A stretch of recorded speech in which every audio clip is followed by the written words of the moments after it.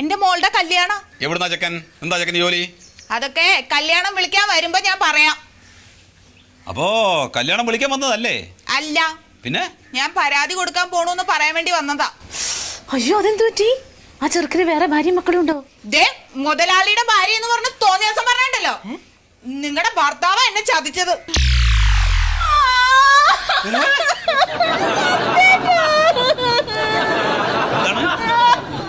എന്താണ് കാര്യം? എന്താന്ന് അറിഞ്ഞിട്ട് പോകടി. എന്താണ്?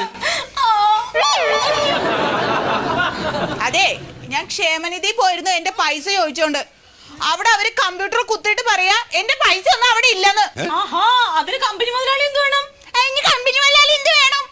മാസം മാസം ക്ഷേമനിധിയിൽ അടയ്ക്കാൻ ദേ ഈ മനുഷ്യന്റെ കയ്യിൽ ഞാൻ പൈസ കൊടുത്ത് വിട്ടതാ.